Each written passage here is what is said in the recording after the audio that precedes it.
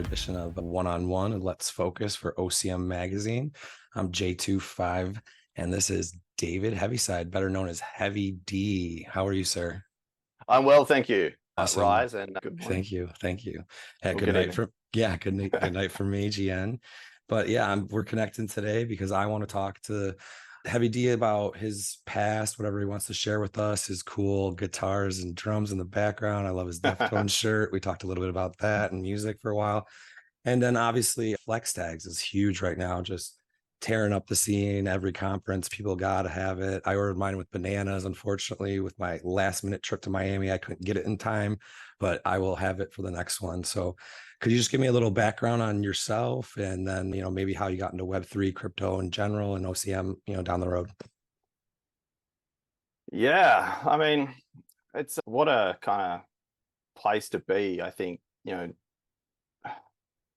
finding ourselves here, and I've spoken about this a couple of times on Spaces, like it's not an accident that you find yourself in Web3 and then particularly in the OCM community. And, you know, my story personally kind of reflects a lot of that in the sense that I've always been searching for, and I don't know what it is, like it's just something that's, I've always felt a little bit different, or I wanted to make a difference in the world. And ever since I can remember, I've always been creative. So I've got, drawings from when I was 3, 4, 5 years old as a kid that my mum kept all of my scrapbooks. I was drawing planes, cars, as young Subscribe as I can those on remember. Bitcoin, dude. That'd be I should. awesome. Yeah, we could definitely Yeah. talk about that. And yeah, sorry, my voice is a little parched. I don't mean to cut in, but yeah, just talking at Miami all weekend, it was different. You're used to talking online and typing a lot, and then you're at the bar and you got to yell all the weekend, and then you get home and you just can't talk. So I apologize for the rough voice, but that's very cool. That yeah, you just had that artistic sense from early on, and I think that would be an amazing project. I didn't mean to cut you off. Please keep going. No, like that's something I actually hadn't thought of doing. I don't know. I just assumed that, I can't help I don't know. myself when I think of something. I just got to say it before I Yeah. forget it. It's a good way to do it because you'll reference it back one day. I think like so for me it's been always about trying to create something and build, and that my earliest memories of doing something like where you get rewarded for artistic effort was I won it was a uniform design competition. So it was a basketball jersey design comp in a magazine, really early days. I think I was like 6, 7, or 8 Cool. or something like that. And I entered these I can't even really remember what I drew. I think it was like the Atoms or something. I made up this crazy basketball team name and drew this crazy jersey, and I ended up winning the comp. And I was like, okay, so like I can sort of do this artistic thing. And then all through school, I did art, I did music, I learnt piano from a very early age, 5, 6 years old. My mum was a really incredible piano player and an incredible singer, and so she instilled that kind of music side into me from a young age. Very And one cool. of my favorite photos is of her playing guitar, and I think I'm about maybe 1 or 2 years old watching her. And so I always had this love of art and creativity and music. And in about I think it was year 10 or 11 in high school, I was in a band. We'd sort of done the whole high school band thing with a few mates who were into similar music.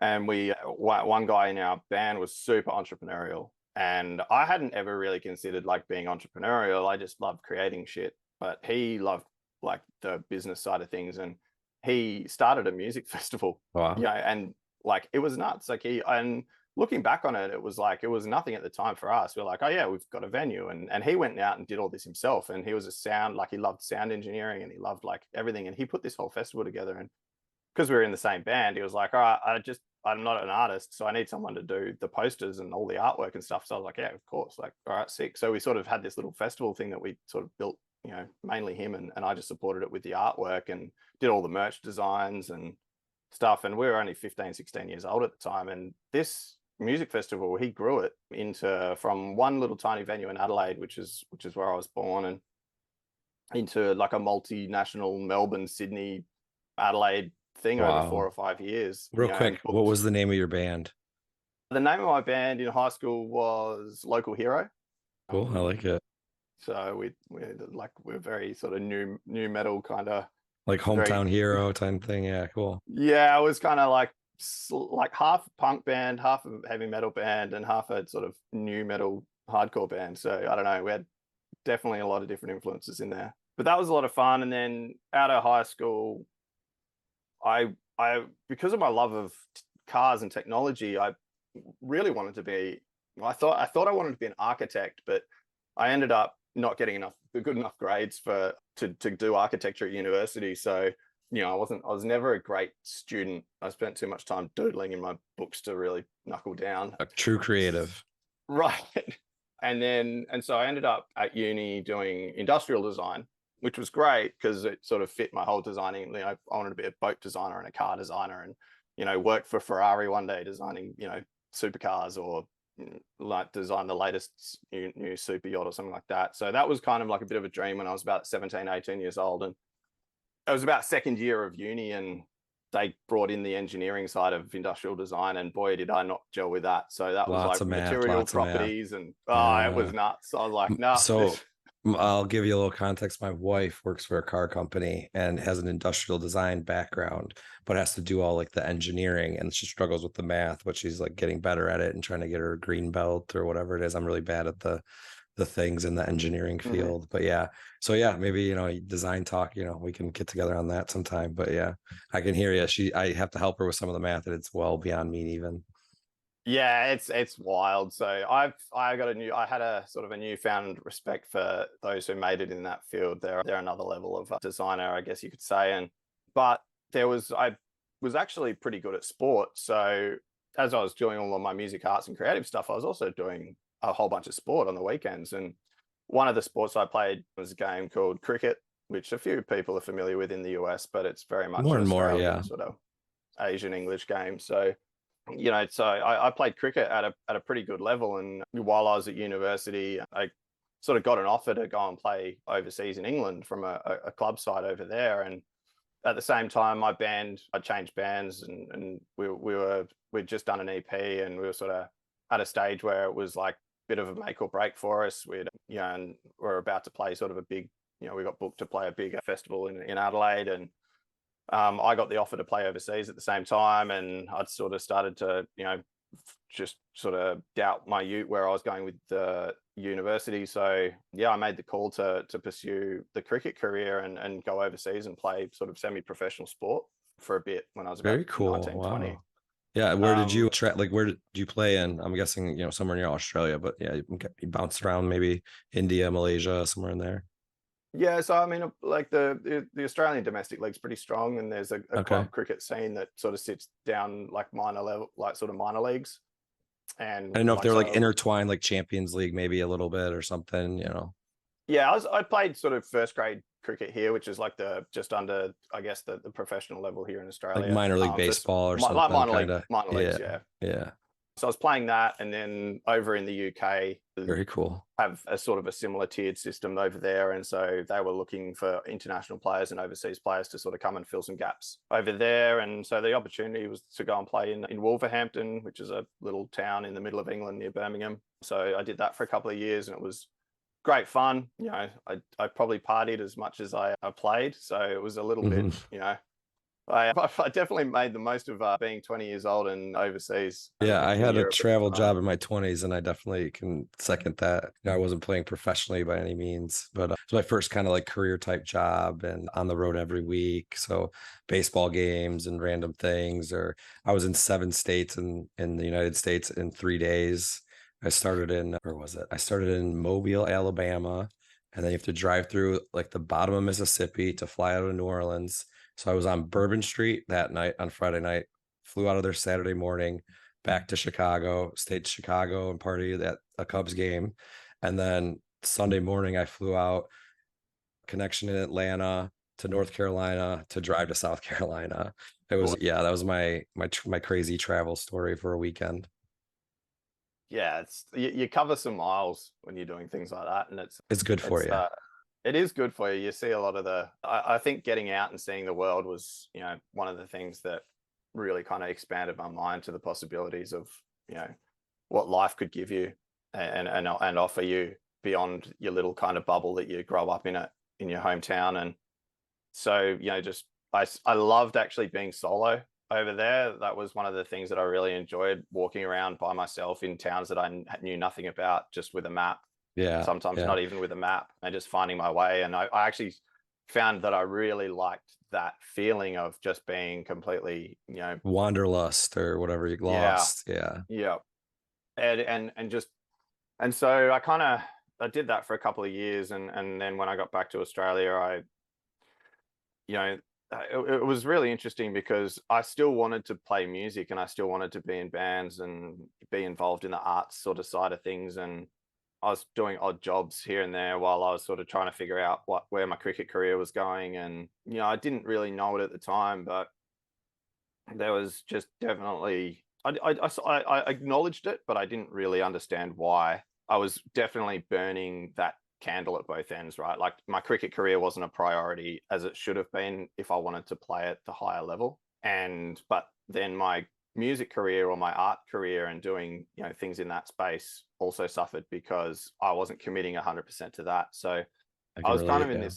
this limbo land for a long time in my 20s. And I went back and studied graphic design just so I had a degree or a diploma under my belt. So I had some sort of, career prospect post, I guess, my cricket career finishing up in, I knew that you kind of retire about your 30s and you need something to do afterwards, your backup plan. And so it was kind of like a bit of a jump around. And then I managed to sort of get through the 4 years for the graphic design diploma that I was studying, and mixing that with cricket and music, and just not really kind of finding my way. And then, but I always sort of, I got two younger brothers as well. And so I'm really lucky that we grew up pretty close and we all sort of had similar interests. And one of those interests we shared was bodyboarding, which is kind of like, you know, the poor man's surfing. I never spent enough time in the water to learn how to surf, but we just loved getting in there and bodyboarding. And so there was a bodyboard magazine called Riptide, which we all subscribed to as kids. And this kind of magazine, what I always thought looked really, really cool. So while I was doing my graphic design diploma, sorry, I would read this magazine and, like really get inspiration from all the designs. And so I was just like, got to the end of the thing and said, look, would love to come and do work experience at the publishing company that the magazine's from, and kind of hit them up a couple of times. And they're in Queensland, which is, it's about a 2.5 hour flight from where I was in Adelaide. So, it was a fair way away, and they didn't have anything going at the time. But then I got a call out of the blue from the creative director because I kept sending him some of my work from my graphic design stuff. And he said, look, we're just in a bit of a situation. Our graphic designer who's been working on Riptides, unable to finish this current issue. He's got some health problems, and can you come up and start work and finish the magazine essentially for us? And so, like, that was 2009, and I had this kind of decision to make to leave everything behind in Adelaide and move to the Gold Coast in Queensland and start kind of my graphic design career at that point, being almost 26, 27 years old. So that was kind of really my first sort of entry point into like I guess a job, outside like the part-time kind of gigs that you I mean, do. you're a Like, professional athlete. You got paid to do your music. You know what I mean? I get what you're saying though. And yeah, mm, it's not like piecing together odd jobs while you're doing your passion project or whatever it may be, for yeah, that was sure. like, man, I had so many different jobs. I worked at a service station. I worked at a post office. I worked at like, worked at a nightclub. I worked at like just Mhm. like anything you could kind of do to fill the gaps, right? Yeah, Get the money in. And for sure. yeah, but there was no career, right? Right. Like my career was either music or sport, and none of those worked out. So I Yeah. was like, well, But you made here we yourself go. available. I love that story because got rejected, but you didn't quit. You kept sending it in. You were persistent. You made yourself available. And when he was in a pinch, you were top of mind. And you were probably the first person he called. Maybe he called a buddy first, and they're just like, I'm overwhelmed, but whatever. But still, you just made yourself available. And I think that's a valuable lesson that anybody can learn from just in a professional friendship, relationships world, is just be there and be persistent. So I love that background you've given us in the context and some great stories. Can you kind of shift, and you can fill in the gaps however you like, but just towards your Web3 story and, crypto in large? Yeah, so I mean that's kind of where it like really began. So I mean, growing up as a 90s kid, early 2000s, it's like one of the other little themes that goes with the territory is video games, right? So me and my brothers were just Yeah. freaking mad about video games. Like All we right. What's your would top sit. game? We gotta slow down. What's your top game? You can do So by platform or whatever, top three, however you want to do it. the favorite game that I've ever played is Assassin's Creed, and it was just Which I one? just like The original or the yeah, first yeah. one. Okay. It blew my mind. I was like, It's very this is cool. like finally a game where it felt so different to anything that I played before. I felt that a And little bit I in like Tom Clancy's first games, like Rainbow Six and things like that, where yeah. you could like control the team. It wasn't just like running around Call of Duty style. Mm. Yeah, for sure. Yeah, I'm a big so Mario it's, head. I'm teaching my 3-year-old how to be a streamer, to play Mario. yeah, so it's funny because when we were growing up, like we had the Nintendo systems, and then our cousins who were the same age as us, they had the Sega systems. So Yeah. we'd like switch, and so we'd go to their house and play Sega, I had a and couple they'd come friends to our like house and play that. Nintendo. Yep. Yep. But Very we cool. had everything like gold. Like there was like one cartridge that lived in our Nintendo forever. It was Mhm. GoldenEye. Yeah. The But 64 GoldenEye. Yeah, yeah, yeah. yeah, 64 GoldenEye. That Mario GameCube and Time Splitters was like a good like port of that was that. cool. Yeah.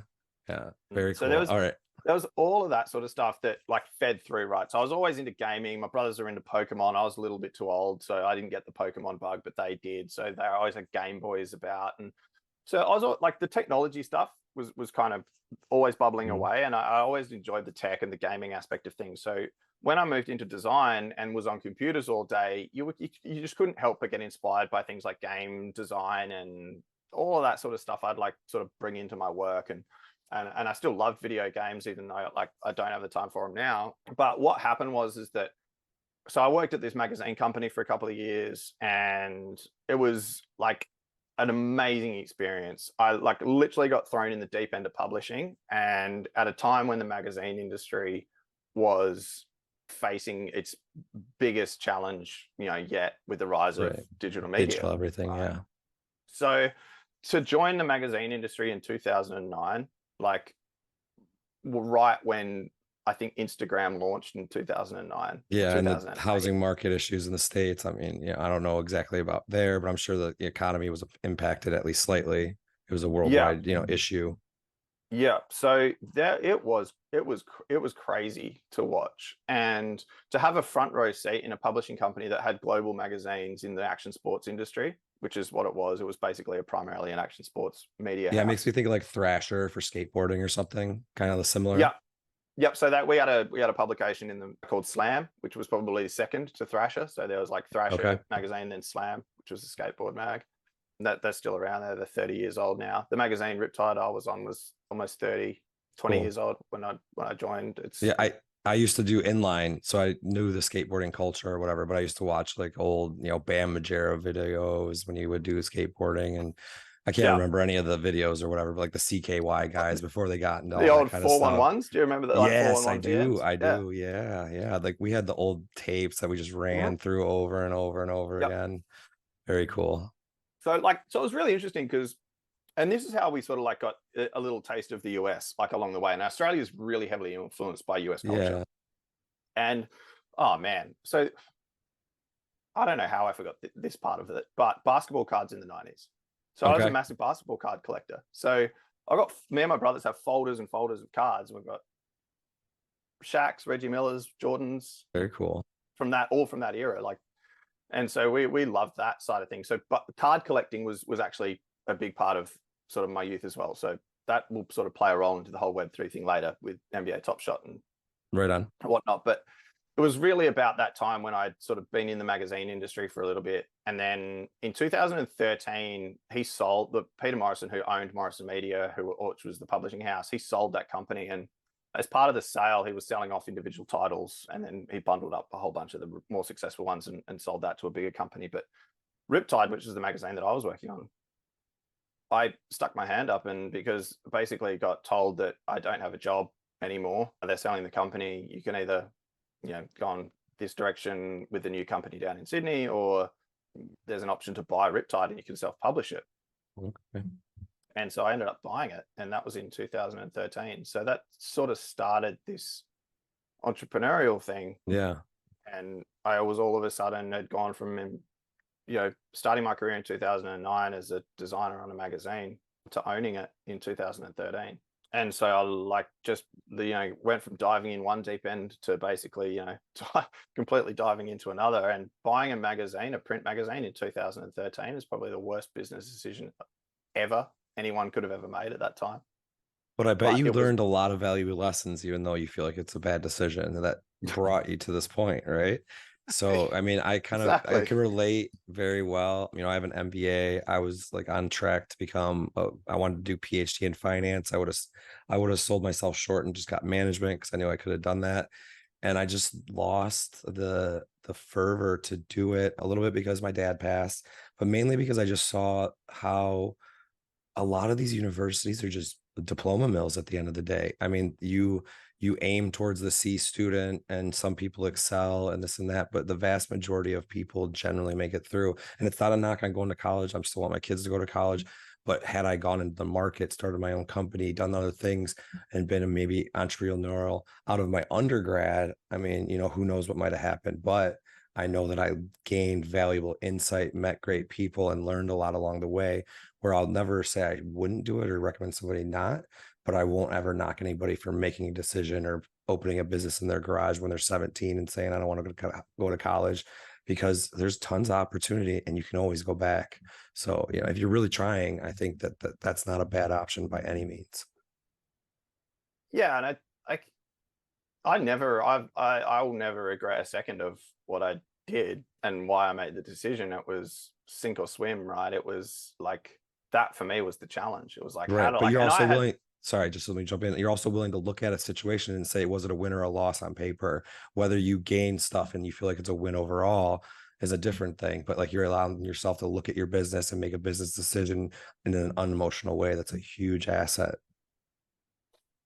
yeah. And I had to learn that because all of my decisions, are pretty much like heart decisions, right? I never led with I never made a head decision, right? Not until recently, where it's very clear that, that you have to have some level of level-headedness in business to succeed. But I've had to learn that over the past 10 years the hard way, right? So I was always like, I can save this magazine. In my heart, like, they were going to shut it down, right? So it was going to end at issue 1996. And me and the editor at the time were like, we sort of put our heads together, like, we're not finishing this 25-year-old magazine at issue 196. We're 4 issues away from issue 200.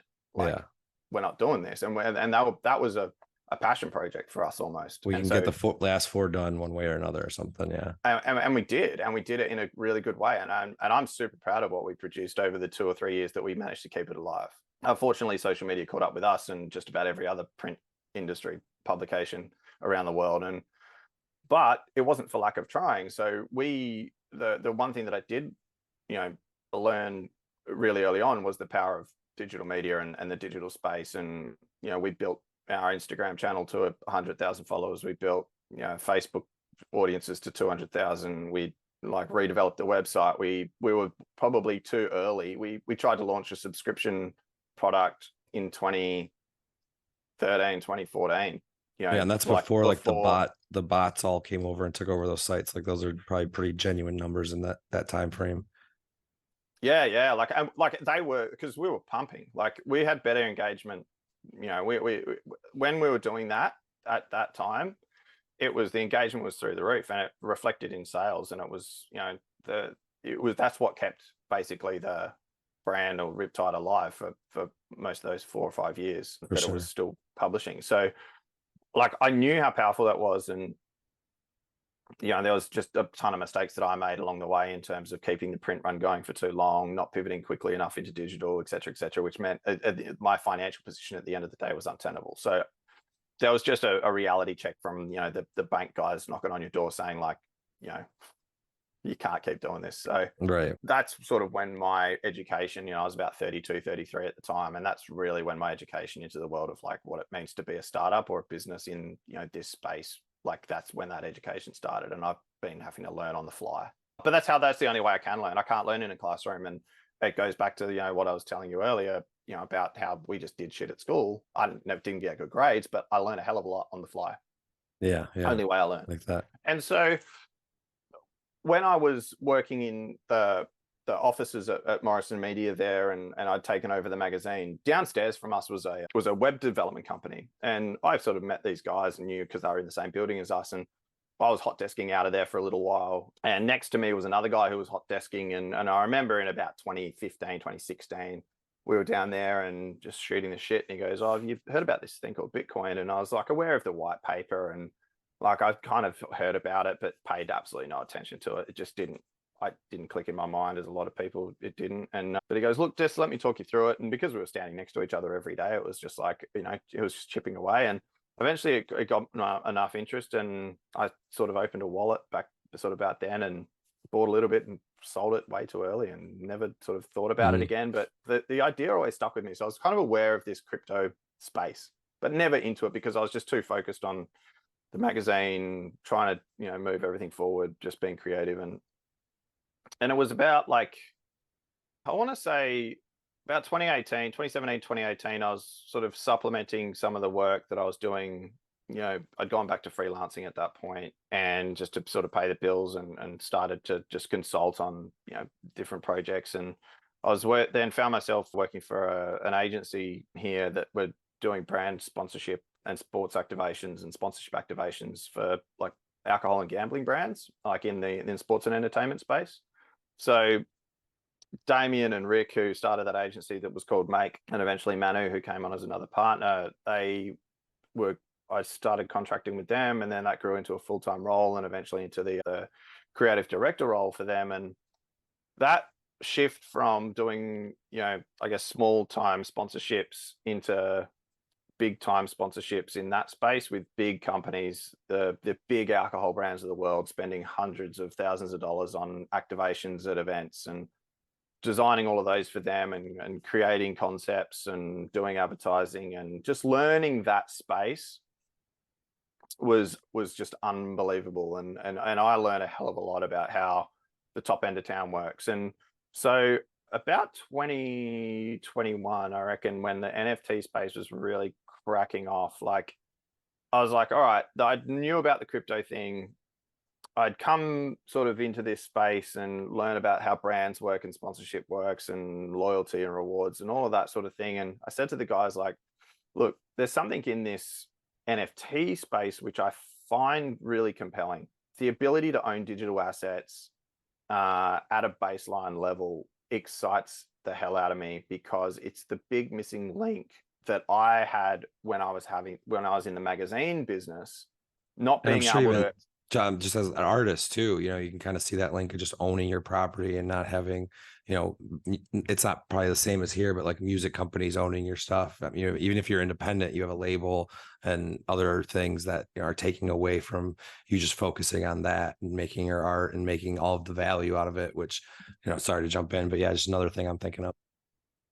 That's exactly it. Right. So when that penny dropped, and when I dug into the NFT space and I understood what they conceptually were trying to do by, provable ownership of a digital asset and trustless sort of marketplace, peer-to-peer, like I got it straight away. And I was like, okay, this is the future. This is where it's all going. And so from that point on, I was like, we need this technology, not from just like the artistic person in me was like, yeah, this is going to change the entire creator consumer relationship changes with this technology. Yeah. Now, way too early for any kind of consumer product to hit the market, but the technology was there and the people were developing it, and there was like the early days of the marketplaces and the people selling art and OpenSea and Nifty Gateway. Like, so I was like, oh yeah, this is it.